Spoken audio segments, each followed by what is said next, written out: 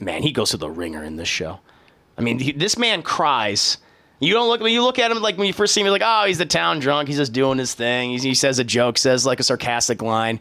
But you want to see this grown man cry. There are several scenes when it happens, and I got watery-eyed. I did too. I did too. Especially like the first thing that happens with him, and then later on when you learn about, who he's confronted by, I should say. That scene rocked me.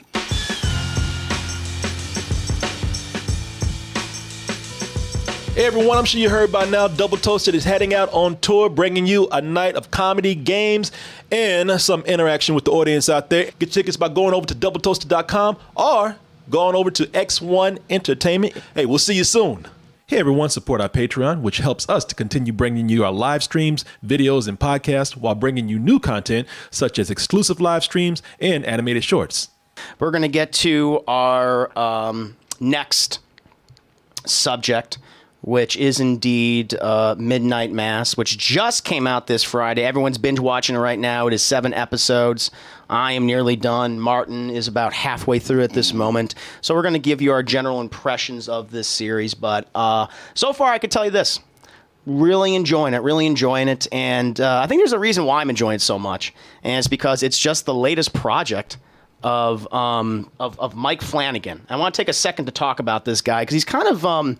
He really is positioning himself as one of the most talented horror, supernatural, sci-fi directors over the last, I'd say, 10 years. Mm-hmm. You know, stuff with Oculus and Hush, and most recently in terms of films, Dr. Sleep, which, you know, we both really enjoyed. Yes. And I just come to go, man, this is one of the best Stephen King adaptations of all time, and did something really so new. Mm-hmm. And I just want to sing this guy's praises because this is his latest show. He's already done some stuff for Netflix, like The Haunting. The Haunting of Hill House, and I think he was also involved with Blind Manor, which I got kind of like mixed negative reception. But I know that a lot of people love the original one. I think he's really talented. I think you guys should definitely check out his earlier works before you even watch Midnight Mass, or hell, watch it and go back and watch his original stuff. But, Chap, before we go ahead and go into some details about the latest popular Netflix series, let's go ahead and watch the trailer. Glad that you'll be with us for what comes next.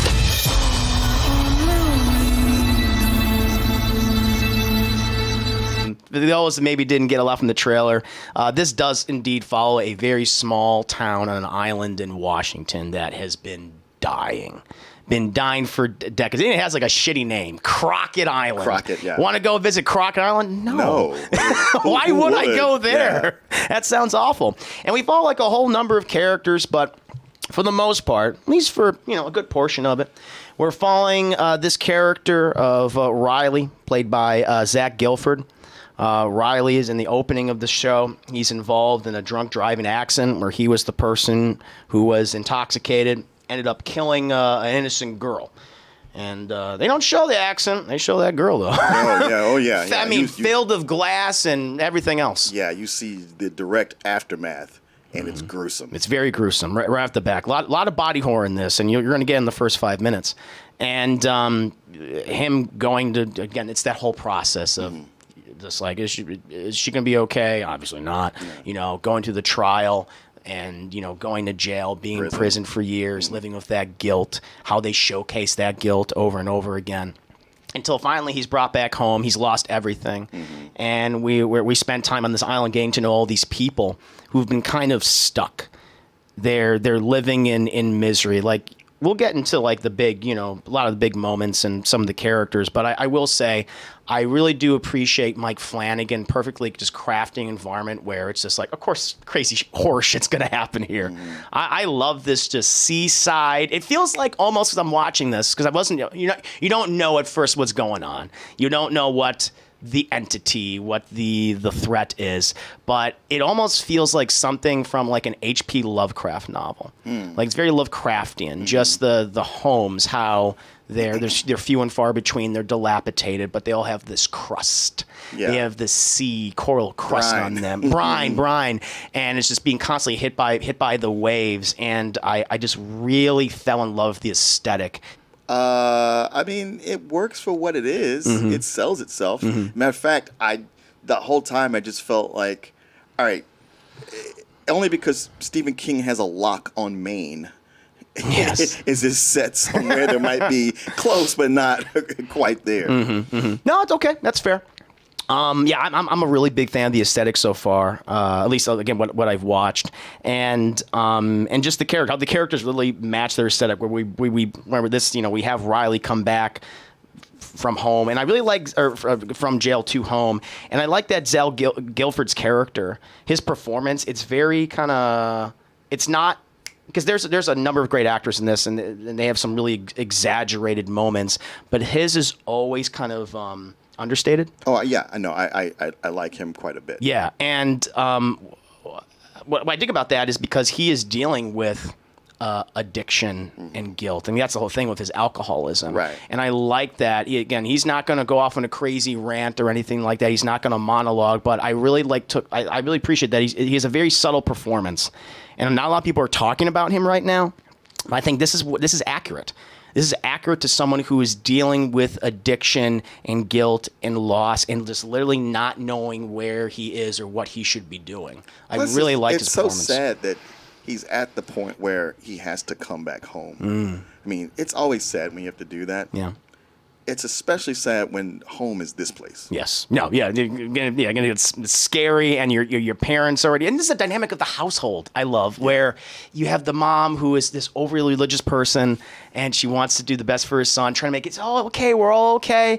The little brother just like checked out. Like, I got my own things I want to do. Yeah, I'll support you guys. I'm involved in all these things, but I gotta do me. And the dad, just resentful as all hell. Yeah. That's the last thing you want to have to come back home to is a resentful dad, and one who's just going to keep pretty much hammering the message. Well, you shouldn't have left in the first place. Yeah. You should have just stayed here. And that's just kind of like the general tone of a lot of the series, and especially like this family. But for the Riley character, for Zell Guilford's character, he does a really good job. Now, of course, Mike Flanagan, he's like, okay, yes, I will do a show for Netflix, but I got to put my wife in it. Kate Siegel. Oh, is that his wife? Yeah, it's his wife. And listen, I'm not saying like, oh, he has to put the wife in it. Like, Paul W. Anderson loved Mila Jovovich. No, Kate Siegel is a fantastic actress. She's done a lot of great projects. Her collaborations with her husband, Mike Flanagan, have been great. And she's gorgeous, and she's gorgeous too.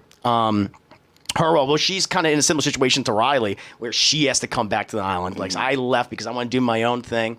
Comes back pregnant, and has to deal with that. Has to deal with the stigma of that, which, even today, like, because this is, despite what we see in this show and the aesthetic being like, is this like the 1970s? It's 2021. Everyone has cell phones. You wouldn't know by looking around, but but it's like when you catch the ferry over there, you have to set your watch back 30 years. Very true. And with her character, I mean, she has that that guilt and that resentment, much like O'Reilly does, and having to deal with the community. I mean, it's a community of 127 people. Everyone knows each other's secrets. Everyone's gossiping. Yeah, everybody's in everybody's business. But I like her and their relationship. Like, I think with Riley and her character, Katie Siegel's character is Aaron Green. They have this connection over loss, and they used to be lovers and things. And it's not like we start having a conversation, we're going to have sex right off the bat. It's like, no. They take their time with it. Like, that's the thing I really appreciate about Mike Flanagan in general as a filmmaker, whether it be his TV shows, with his horror-based stuff, or with his horror movies, is that, yes, I'm going to show you some scary stuff. Yes, I'm going to do supernatural stuff. But I'm going to take the time to build up my characters to make you like them. I like their relationship. There's some of the people that you don't mind spending time with because they seem, for the most part, rational. Yeah. They're worldly. Yeah. And, they have a good rapport back and forth with each other. And like you say, it's that good thing where, like, they might have been lovers before, but it isn't that, well, once they get within a personal space of each other, then they just have to have sex. Like, nothing like that. Yeah. No, of course not. And I like that. I like that to show, and again, it's a TV series, so you can take your time. Had this been a movie, it may have been rushed. I could definitely see that. But so I'm liking that this is a 7-episode miniseries because it builds on these relationships. It takes their time with them. And so that was really cool. Now we get to some of the more exaggerated performances, but I think this is going to be a performance people are going to be talking about for the rest of the year. And I want to talk about Hamish Linklater as Father Paul Hill. This community who had their Monsignor. It's funny because like hearing all these Catholic terms. I was raised Catholic. I was like, yeah, I know what that is. Oh, okay. I know all this. Okay. I know all these All Catholic right. terms. I know about the Eucharist. I know about the sacrament. About the body and blood of Christ. I was like, oh yeah, and it's all come back. It's all flowing back. But he's the replacement for the Monsignor who has been gone for. He went on a trip to Judea, went on a trip to Israel, and apparently And to do a reenactment of the opening of The Exorcist. Yes. Won't get into too many details of that, but sure, fair enough. You're not wrong. Martin is not wrong, Chad. I'll give him that one. But we bring in this character who is just this incredibly, seemingly charismatic and caring and loving priest who brings back this hope to the island. And for all, but he seems to be keeping a secret. He's like, despite all these miraculous miracles happening, which I think is really cool, like he's bringing life back, the lifeblood back to this village. He did that on purpose. And you don't know me. Bringing back this life to the village and like perform miracles, having a girl walk again who's been crippled. Yeah. Doing seemingly ordinary things, like a woman's eyesight improves and she doesn't need her glasses anymore. A man's back, he is no longer stiff. It's like all these things, like very interesting, but it's very needful things. yeah, very much. Yeah, great point. And but there's some odd things. You're seeing something at night, something with glowing eyes. All the cats on the island, this is also really creepy that they talk about how. Like, not a lot of people have cats, but there's hundreds of cats on the island. Yeah. That's because they sneak aboard, like on all the ferries. You got to go back and forth in the mainland. Even like how the culture, they're like, don't go to the mainland.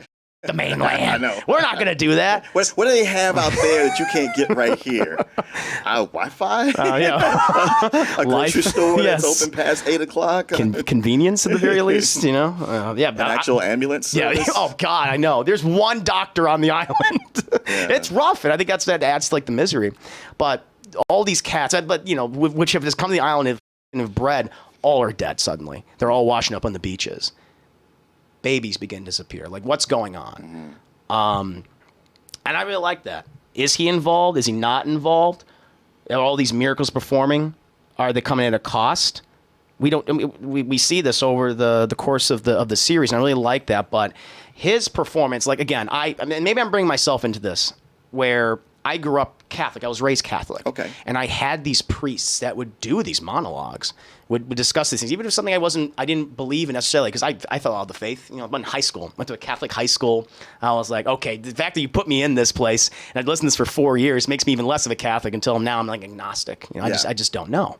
And whether we were created by someone or nothing. I mean, no one. I personally think that we just don't know. Sure. I think that's the safe answer. But I remember these priests and how they would talk and how charismatic they would be, especially like these young priests. Yeah. They get in there and they're excited to be a part of it. They're going to shake things up. Yeah, they do. It's like, I got my whole plan. I got music involved. I'm going to get the young people excited about Jesus. And sometimes it'd be corny, but there would be a few. There would be a few that would be like, wow, this guy is charismatic. Yeah. This guy did prepare this speech, and he can throw something out. He has read the Bible back to back. And as someone, like, again, I'm not a person of faith anymore, but I'm like, you're naturally drawn to that anyway. And so for myself and his performance, I mean, I think people are going to be talking about him. And there's another person as well, very impressed with what he does. Every scene that he was in, I was like, what's this guy going to do next? And so, yeah, if you're going to watch the show, watch it for him. What do you think of this character? Too much. You thought it was too much? Thought he was too much. Okay, all right. Thought he was too much in a way where it was like, so everybody here is just buying this and not, nobody's questioning. Yeah. It was just, I know, like in the reviews, people are raving about his performance. I thought it was awkward and too much. Okay. No, that's fine. Yeah, I just really found his whole disposition, his character just so charismatic, and I loved his speeches. Even again, it's the conversational stuff about this show where you'll just have two people in a room, and Mike Flanagan will just cut back and forth with the camera, and it's just this debate, and I really like that. So, but again, to each their own. You're just like, okay, so there is a monster in this show. We'll go into some detail in a bit. But there's also another monster on this show. And that monster, my friends, is Karen, or in this case, Bev Keane, yeah. played by Samantha Sloyan. And I mean, she is a Karen and a half, chat. I mean, it's the kind where it's like, imagine you're on an island with less than 130 people, and you have like the Uber Karen who gets in everybody's business all the time, and you just hate her. Everyone hates her. And she does this whole thing where like they're mad at her, right? And you confront her, but then she does this whole manipulative thing where she just flips the script on you, and she's like, and this is why I feel so bad, making you look like a dick. And I love that about her performance. I mean, she is so incredibly evil in this show, and it's like, oh, I wanted to get hers, but so far from what I've seen, she's been great. What did you think about her performance? There's a theme to this review, chat. There's the theme. She's good, but she's also a little too much. Yeah. To the point where I'm like, I get what you're going for. Like so many characters here, she's pulled from a Stephen King book or several. And I get the role she plays, but at the same time, I kept this feeling of like, she's gone so far that I feel like somebody would be saying something. Like she gets away with it just because she's willing to talk louder, and people just go, oh, fine, whatever. And considering how much she's wielding, like this tiny little woman getting in people's faces and ordering them around, it was like, it's a lot for me to swallow that everybody's going along with this. For me, I felt like she's savvy enough to do this because she's the wealthiest person on the island. She's had the most influence. She has basically control of the church, if you will, the religious section. And you also have some just dumb people who are in positions of power that can be walked over. Like there's even a scene early on where we have the mayor of the town. And we have what's his name? The Raul Coley? Is that how you say his name? Who plays the sheriff? The sheriff.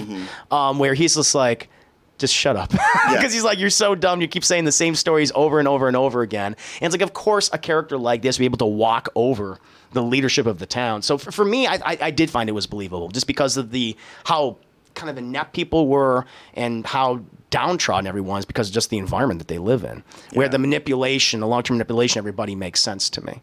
But again, we disagree, which is fine. It's totally fine. Yes. And I did mention Raul Coley, which you guys have seen this man before, this actor before. He's really talented. He was on iZombie, really fun show. I was trying to figure out what I knew him from. Played her friend on there, the fellow. He spoke with a British accent then. Yes. I think he is. Oh, like, I imagine British. he is. Yeah, and he puts on a great American accent. He's in the background, by the way. We have another character here. This is Robert Longstreet, who plays Joe, who is in several episodes, and he's like the town drunk. But I like Raul Coley's character of the sheriff, and he's the only Muslim on the island. Which seems so odd, just that fact that there is a Muslim who's not just a resident, which would be odd in itself, but also the sheriff. I think it was the kind of thing where I get that. Because it's like just comes out of nowhere. It's just odd. It comes out of nowhere, especially considering that when you really get down to it, because of the one big scene, you go, they don't really respect that he's Muslim. The town. Yeah. No, you're right. I think it's weird, that he has such a position of power there. It's the kind of thing where it's like, they don't. Like, there are certain characters that obviously don't respect that he's Muslim and will insult him because he's Muslim. There's no doubt about that. But I feel like there's other characters who are like, they're trying to be respectful, but they sound ignorant, but they sound stupid. Yeah. They don't realize what they're saying because of their own ignorance. I think they might be trying, but they don't realize. And there's all the characters who are like, we're behind him. We're not down with all this things that are happening, these changes on the island that are going down. So I did like that. So there is some pushback. And I also bought it because we find out why he's there at the very least, because he seems like like everyone else on the island, very depressed. Yeah. Where he suffered. His wife has died. Yeah, his wife has died. Him and his son are living on the island. And I feel like he just wanted to get away from the mainland. He didn't want to be there. He wanted a quiet little town to take care of and raise his son in what he thought, I'm sure, a safe environment. I mean, what he thought. I mean, who would have expected what would happen, Chad, or what is happening? I don't know. I mean, generally, people of color don't look at little towns like this as a safe place to get away to. Good point. Yeah. Yeah. Maybe he's an idiot too. Maybe he's just everyone's just dumb check. That could be it. But I did also want to talk about Robert Longstreet, who plays good old he's so drunk good. Joe. He's fantastic. Cool. Because I love that too. He has so many. God, And it's funny that I would say, too much over the top. Yeah. He is kind of an over the top character, but Yes. it totally fits with who he is. And I got to say, this guy, his character of Joe Collie, I was like, I know a bunch of Joe Collies. Oh, Jesus. Yeah. I mean, he is that guy who is an alcoholic, who has done certain things that have made him a pariah. And, man, he goes to the ringer in this show. I mean, this man cries. You don't look when you look at him like when you first see him, you're like, oh, he's the town drunk. He's just doing his thing. He says a joke, says like a sarcastic line. But you want to see this grown man cry. There are several scenes when it happens, and I got watery-eyed. I did too. I did too. Especially like the first thing that happens with him, and then later on when you learn about, who he's confronted by, I should say. That scene rocked me. Yeah, same. And I didn't expect it. And the fact that like who confronts him. Yeah. And in that way, it's a beautiful scene. It's trying to. I think it's about addiction. That's what the show is inherently. It's about addiction and how we choose to deal with that addiction, whether we choose to indulge in it and to get away of certain things. There's seemingly that it's that are okay. But it's a facade, right? But I do also think the show is about faith, and it's not even always about like religious faith. It's faith in yourself and your community and people. And I really like that message from the show. It spoke to me. And even when you have characters who might be nefarious and they're trying to do the right things, the right reasons, they're doing bad things or good things for the wrong reasons. It's just interesting because everyone's juggling with their own form of addiction and how they use faith to help themselves or others, but what it leads to could be nefarious. I'm sorry, I had that look on my face because you put up that the poster? Yes. That looks like the cover of a Preacher graphic novel. Oh yeah, I can totally see that. Yeah, of Jesse Custer and stuff like that. Mm-hmm. Yeah, no, you're right. I would not be surprised if the artist was inspired. Let me look, no, I mean, literally, you have the character of Father Paul Hill looking like Jesse Custer, and you have this church burning in the background. Yeah. Oh yeah, that's from the second graphic novel. That's from that's the next story. You have like the tulip character. No, you're right. All the drunk people, evil religious people. True. But I did like how the show was talking about faith, and not necessarily that was religious faith, but it was just faith in each other, and how far are we willing to go, to put our faith in someone. Can it be good? Can it be bad? And I like what Mike Flanagan did with that. Look, Chris, I'm beyond with you. I thought it had a great opening. Okay. But that first episode was the longest hour of my life. Oh damn! All right. So, okay, you didn't like this series then? I did not. Okay. I didn't. That's fine. It was a struggle. Now Okay. I talk about that one scene which I think is in the second episode, which I thought was super powerful. And then with the following third and fourth episodes, it was only the stuff that happened at the end that I liked. Otherwise, I was like, wow, there's about 3 characters here I like. Okay. Where I am, 2 of them are dead already. So, Jesus Christ, it doesn't leave me a lot to hold on to. I get that. But yeah, it's a lot of characters and people that I don't really care for. It's so much. It feels much more like drama, to where when horror elements come in, I'm just like, oh, is that what we're doing here? Because it's so much of it borrows from Stephen King. Yes, it does. One story in particular. There's I guess it's going to pay off later, I read. But for right now, there are some characters here with some really bad old makeup. Like young people made to look old. You're right. And the makeup is horrible. It's distracting. That was one of the negative acts. I wanted to get through the things that I really liked, the positive things. I know. I was trying to let you get to that point, but there's just... No.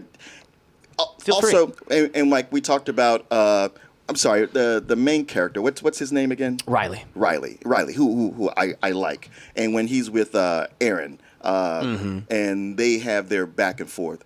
Unfortunately, like a debate back and forth, I don't mind. But what happens very often is in so many scenes, Mike Flanagan just has people monologuing, like they're them back and forth. Like this show, it's so talky, and, Yes, and it it's is. always one person starts talking and they go on for so long. And it's the thing where what happens in movies that doesn't happen in real life is that somebody gets to talk uninterrupted, and it's just one of the things you accept. And when it's done well, you don't even think about it. But here, I was just like, and you're still going. I just thought, if I was having this conversation with you, I'd have to comment on something. But it's just like, I'm going to just go down, down, down, down, down, down, down, down, down. Huh. Okay. Well, I think blah blah blah blah blah blah blah blah blah, and at the end it's like, well, you think that, I think this, but it's not just that scene. It's several scenes where people just go on and on and on, and I was like, it's got to get better about being an actual dialogue than just monologuing back and forth. And I like what you say about faith. The reason I came in on this is that this, I don't know, I feel like this paints religious people in a bad light, because every one of them, it just made them seem just blindly ignorant, like they had no power of cognitive thought or ability to process things. It's like, hey, this is my faith and I'm going to go with it. It's like, yes, but you do see all this other stuff that's going on. Yes, but we're with the church and this is what we do. And it just left me with a feeling of, ew. So when the threat finally shows up, I'm like, yeah, bunch, you're gonna die, and it's gonna be no skin off my nose. Okay. With the faith thing, I think, because Mike Flanagan, I think, does a good job of showcasing the ignorance of faith and not entrusting in it completely.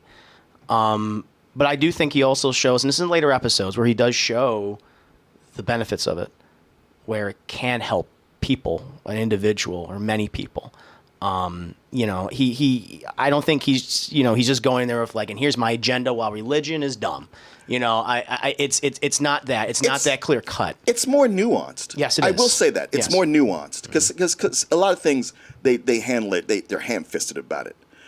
It is more nuanced, but it's still overall the same thing. I didn't really. The one thing I will say, I didn't really have a big issue with the monologuing scenes. Again, I think it's just, especially when you have Father Hill at the pulpit doing those. I mean that is straight from that's like Catholic Mass. Oh, I know, and because so, that was a thing. It's like, it's one thing to like, hey, this scene's gonna happen in church. They make you go to church in this Yes, show. they do. Yes, they it's do. like, oh fuck, I gotta see it through the whole sermon.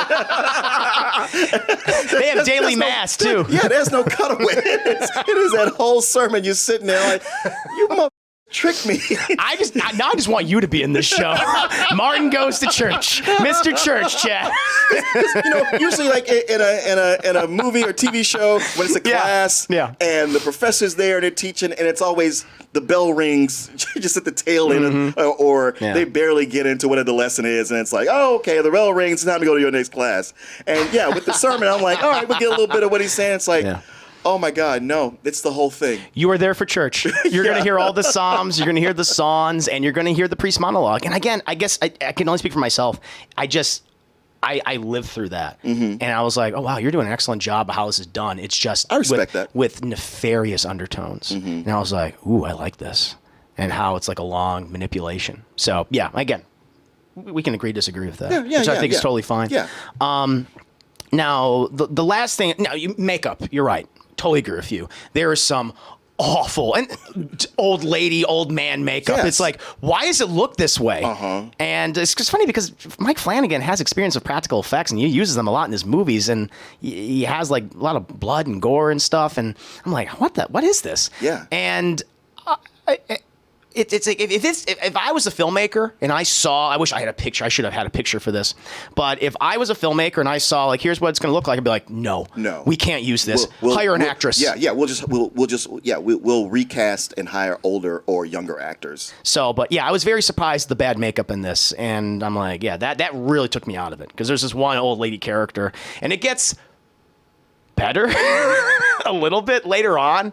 I mean, where it's like it's less and less and less. The actual actress is significantly younger than the one who plays her daughter. Yes, yes, it is. Yeah, you're right. You're right. It's not good. It's not good. And that is one of my big criticisms of the show. So I absolutely agree with you in that regard. The last thing I want to talk about with the series is there is a monster. Mm-hmm. They're up. That's in the first 20 minutes. You see something in the dark, just looking at you, and I guess you didn't like the slow build to what this thing is, or how I guess maybe it was moving around the environment. I really did. I really dug that. I liked how they were careful about how they wanted to showcase it. Because this follows a Stephen King structure. Yes, it does. It does. And Stephen King will write, some of his premises are out there. His endings are often terrible, but the man can write characters that you really feel for, and when they die, it hurts. And that was not that's what I was missing. Like with the slow build, slow build to get to know these characters. But I was like, yeah, but outside of 2 or 3 of them, I'm not forming an attachment to them. Okay. Yeah, I really did form. I mean, there's some people are like, you are cannon fodder. That's what you are. You're a mate, so because we need to kill somebody, and that's what you are. Even if you did something nice in an earlier scene, you gotta go. You gotta go. But I did feel a number of the deaths in this, or just the circumstances of them, were just very disturbing to me. I'm not gonna say what the creature is. I'm not gonna say, because you're right. This is Stephen King-esque, and if I say what this is clearly inspired by, it'll reveal what it is. And I'm not. But I like what they do with the creature. I like the mythology behind it, and they're very respectful of the mythology. That was really, really cool. And it's going to be up there among people's favorite thing that this creature is a part of. But I like what they did. And I finished the penultimate episode. I haven't seen the finale yet, but it's hitting the fan. Is it? Yeah, it's hitting the fan. It is, and it's, if you are like, when's all the action going to happen? It comes. See, it comes. Yeah, it's that slow burn. It's that slow burn. Because I was just so like, I can't wait to go home and finish Squid Game, Midnight Mass, and now later for you. But now you're telling me like, well, I've sat through the worst of it, and now I should stick around for the. Yeah, well, I wouldn't say worst stuff, but I like it. You do not, which is fine. Yeah. But yeah, overall, kind of wrap up my thoughts. This again is just another product produced by Mike Flanagan that I really do love. At least I really, really like. He is a horror filmmaker that does what horror filmmakers often don't do, which is focus on characters, and he takes his time building them and making at least me care about them. And then also adding some cool monsters, some cool creatures, and a cool threat. And so I really like Midnight. There's some amazing performances again. Hats off to Hamish Linkletter for Father Paul Hill. Stellar performance for me. I really liked it. For me, this is I guess I didn't finish it, so I can't give it a full price, but yeah, you might as well. You're liking it this much. I do. I would give it a. Oh God, that makeup does take me out occasionally, especially because that character is more and more and more appears more and more and more. But, full price. I'll go full price. Okay, but just to be clear, it's not just one character. It's at least 3 of them. Yes. Correct. Yeah, I agree. And they go 4 episodes where it's like, you haven't justified why this is here. I do wish I enjoyed it as much as you. For anybody who listens to my opinion, know that I wasn't a fan of the Haunting on Hill House. So it's just, this is not necessarily my wheelhouse. Okay. Plus, I don't know, the between the Catholicism and just this kind of New England sleepy town, that makes me think that like this is really more of what you're used to, and you know it well. It is part of that. Yeah, definitely. Yeah, and I get that. That's why I wouldn't be like, Chris, you're wrong. I can only say like for me, it wasn't working, and I just, like I said, it was a struggle to get through. But the last 2 episodes, things start to happen. Unfortunately, some of the things that are happening are just like, well, dang, you got rid of 2 of the things holding me here. Right. So it's more of a rental for me. Okay. But I only seen half of it. Maybe I could watch those last 3 and turn around. We'll see. We'll see. Now, I'm actually, see, if you do watch it, I would love to hear your opinion again Sure. next time we're on a show. Yeah. Maybe Corey will also do like his own review, or at least watch. I mean, he's going to be so busy, but I would like to ask you next time we're together. I think that'd be really fun. Okay. But yeah, there you go, Jay. I like that. See, like we've been agreeing on so many different reviews. This is the first one we disagree. I know. So everyone's like, oh, they're just agreeing. It's like, there you go. There you go. We don't have the same opinion on everything. Yeah, which is cool. I like that.